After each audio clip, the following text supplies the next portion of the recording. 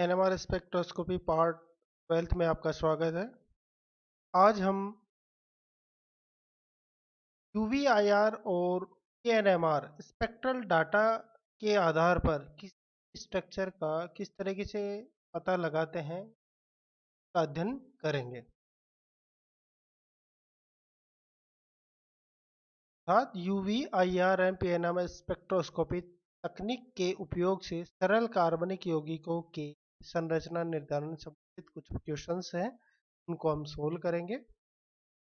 सबसे पहले देखिए, हमने इस चैप्टर में एनएमआर की पूरी जानकारी प्राप्त की। सेकेंड ईयर में आईआर और यूवी है।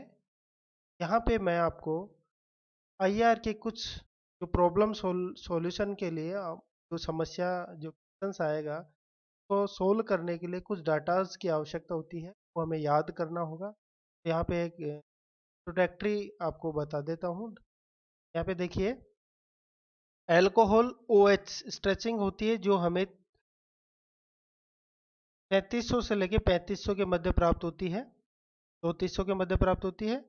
तो यहाँ पे तीन पॉसिबिलिटी है। अगर फ्री OH हो अर्थात किसी भी तरह का हाइड्रोजन बॉन्ड नहीं हो तो ये 3700 से 3500 के मध्य प्राप्त होगी। अगर इंट्रामोलिकुलर हाइड्रोजन बॉन्ड हो 3570 से लेके 3450 के मध्य प्राप्त होती है। और अगर इंटरमोलिकुलर है तो यह 3400 से 3200 के मध्य सेंटीमीटर इनवर्स के मध्य ये सिग्नल हमें प्राप्त होता है। इसी तरीके से एमीन है तो NH की स्ट्रेचिंग से हमें जो पीक प्राप्त होती है, सिग्नल प्राप्त होता है, वह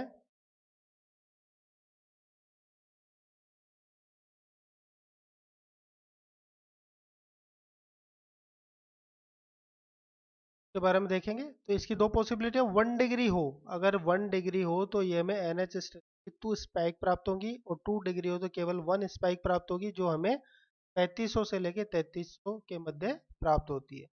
इसी तरीके से OH अगर कार्बोक्सिलिक ग्रुप का हो तो हमें एक ब्रॉड पीक प्राप्त होती है जो 3000 से लेकर 2500 सेंटीमीटर इनवर्स के मध्य प्राप्त होती है।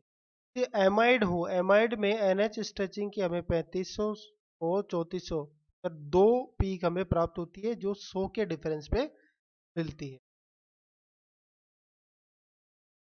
इसी तरीके से एमिनो एसिड हो तो उसमें N+H की स्ट्रेचिंग हमें 3130 से लेके 3030 के मध्य प्राप्त होती है। इसी एल्काइन हो अर्थात ट्रिपल बॉन्ड CH स्ट्रेचिंग है वो 3300 सेंटीमीटर इनवर्स के मध्य प्राप्त होती है।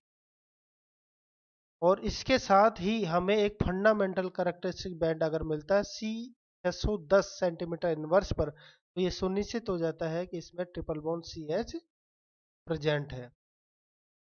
तीन अर्थात डबल बॉन्ड के बारे में देखेंगे। अगर डबल बॉन्ड जस्ट 3000 से ठीक ऊपर अर्थात 3100 से लेकर 3000 सेंटीमीटर इनवर्स के मध्य अगर हमें पीक प्राप्त होती है तो डबल बॉन्ड CH स्ट्रेचिंग होती है। और अगर 3000 से बिलो अर्थात 2960 से लेकर 2850 के मध्य प्राप्त होती है तो सिंगल बॉन्ड CH स्ट्रेचिंग हमें प्राप्त होती है।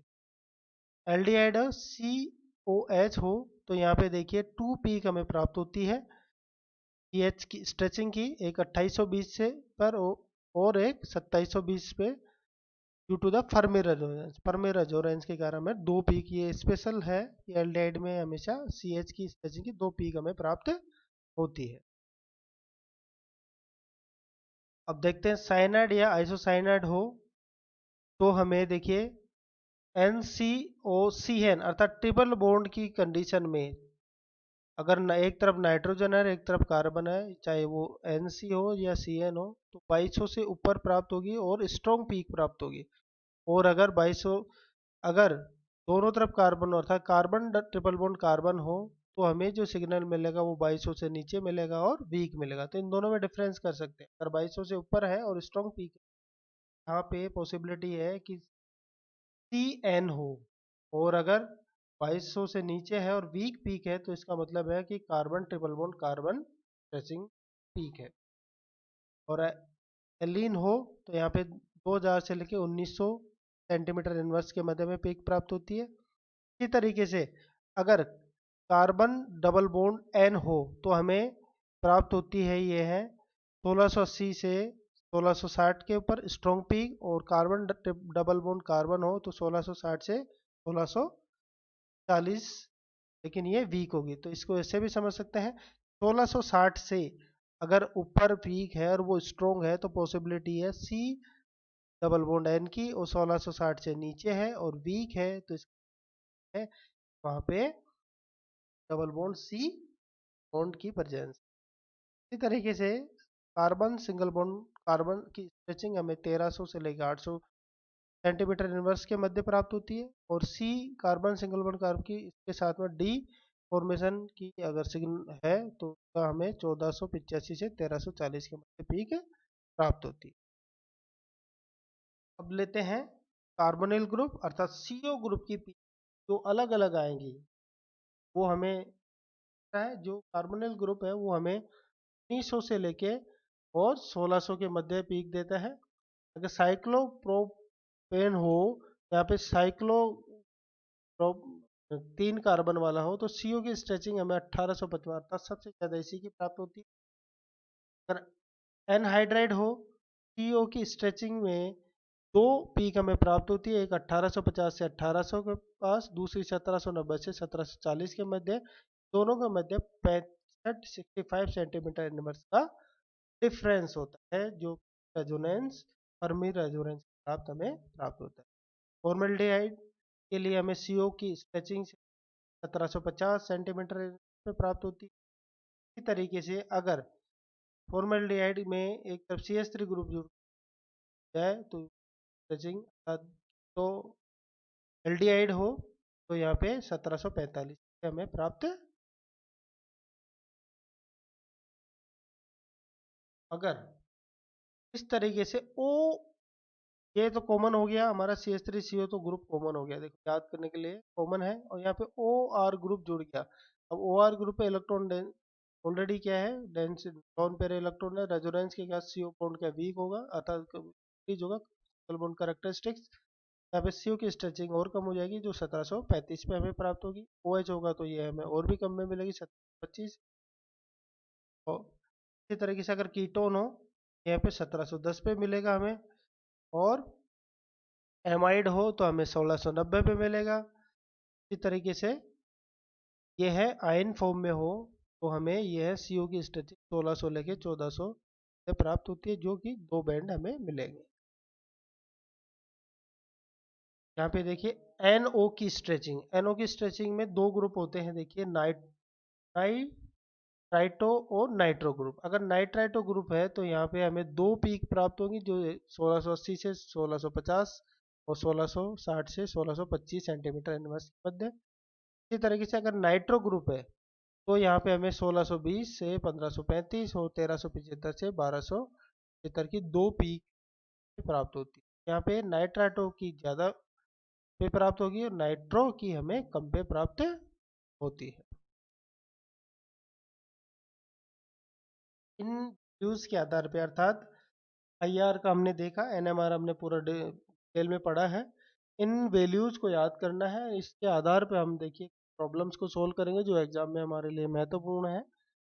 बनाते हैं हमने हमारे, देखिए क्वेश्चन है 116 अनुभार वाले एक यौगिक से निम्न स्पेक्ट्रोस्कोपी सूचनाएं प्राप्त होती है।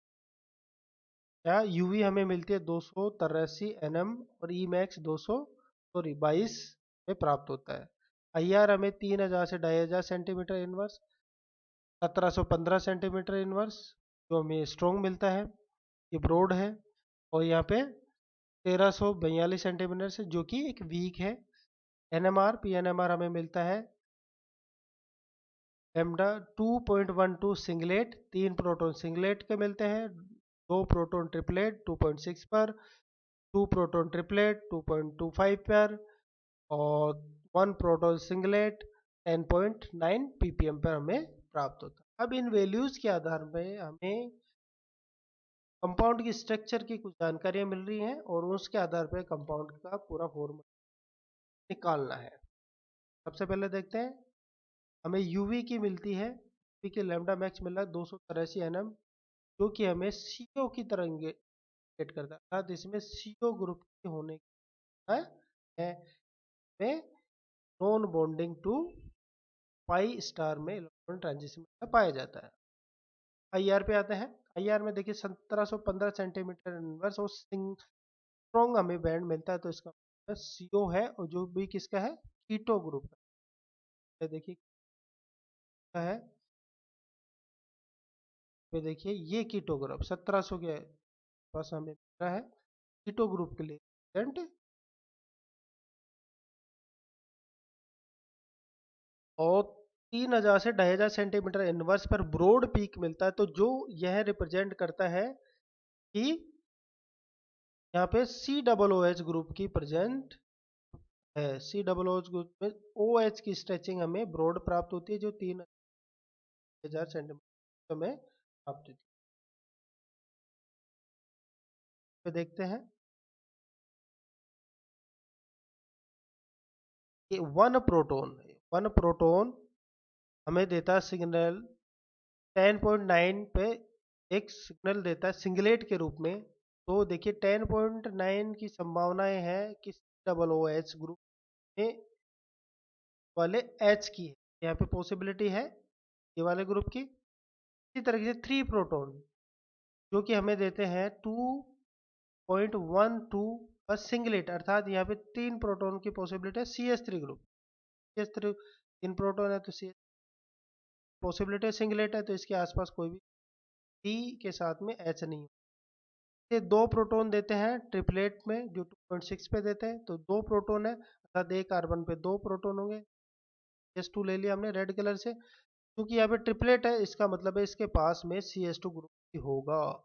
यहाँ पे देखिए प्रेजेंस भी ये ट्रिपलेट के द्वारा निर्धारित होती है। इसी तरीके से CH2 2 प्रोटॉन है जो 2.25 पे ट्रिपलेट देते हैं, तो सेम सेम 2 प्रोटॉन एक कार्बन पे 2 प्रोटॉन है, हमने इस तरीके से रेड कलर से। यहाँ पे ट्रिपलेट रिप्रेजेंट करता है इसके नेबरिंग कार्बन पे 2 प्रोटॉन है। यहाँ पे देखिए ये ग्रुप हमारे को आइडेंटिफाई हुए, जो ग्रुप आइडेंटिफाई हुआ कंफर्म हो गया आईआर से। सी डब्ल्यू एच ग्रुप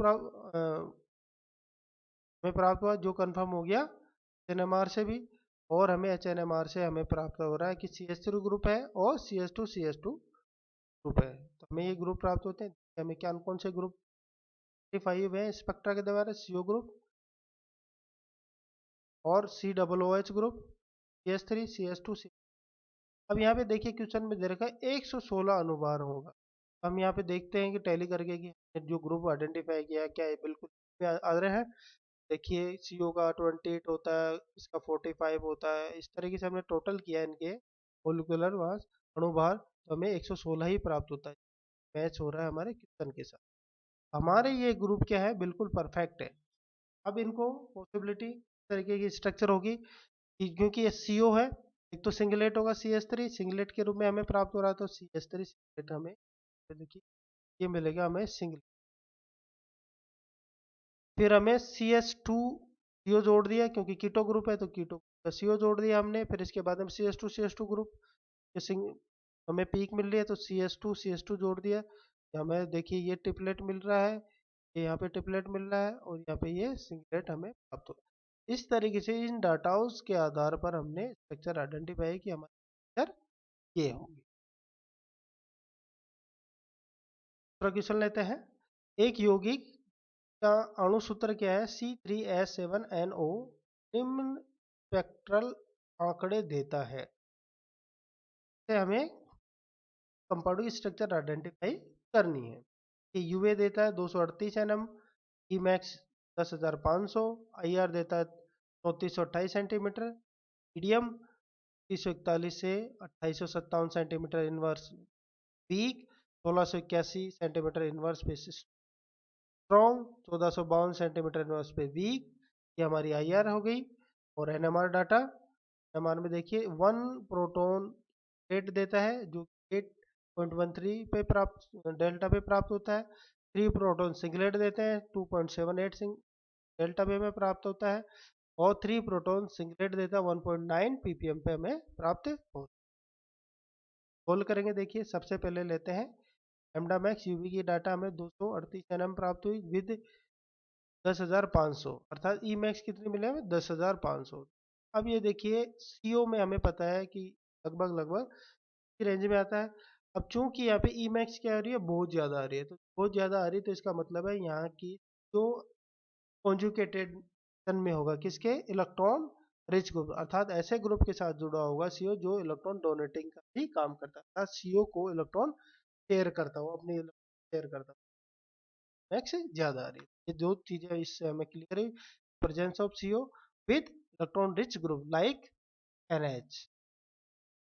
देखिए 3428 सेंटीमीटर इनवर्स पर मीडियम जो पीक मिलती है हमें एनएच स्ट्रेचिंग की प्राप्त होती है, जो हमने यार के पहले पढ़े हैं। 2941 से 2870 अर्थात 3000 से कम हमें जो प्राप्त हो रही है, ये C single bond C H stretching से प्राप्त होता है, अर्थात सी एच थ्री ग्रुप होगा रिप्रेजेंट, अर्थात इस तरीके के स्ट्रेचिंग से हमें मिलेगा।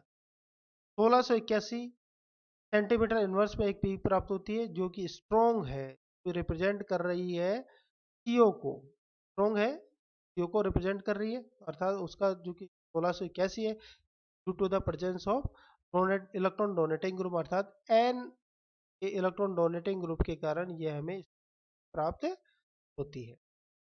1452 में एक वीक प्राप्त होती है जो रिप्रेजेंट करती है सी एन बॉन्ड को, अर्थात ये सी एन बॉन्ड को प्रेजेंस को रिप्रेजेंट, देखा एन कौन से सीओ ग्रुप होगा, एक एनएच ग्रुप होगा, एक सीओ का कंफर्मेशन हो गया, एस थ्री ग्रुप होगा और सी एन बॉन्ड का कंफर्मेशन।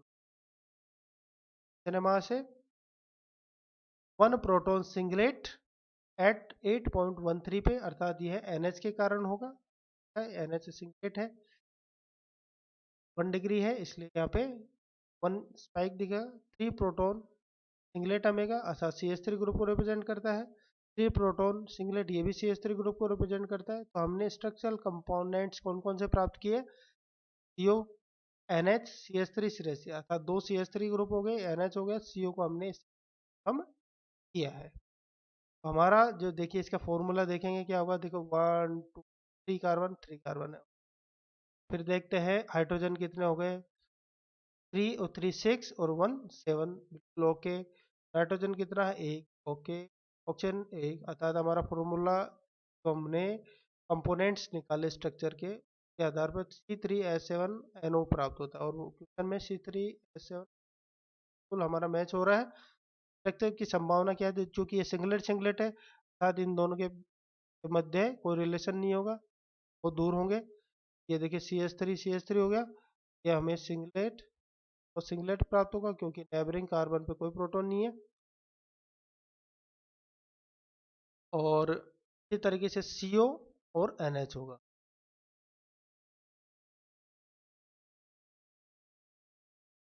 तो इस तरीके से हमने कुछ प्रॉब्लम सोल्व की।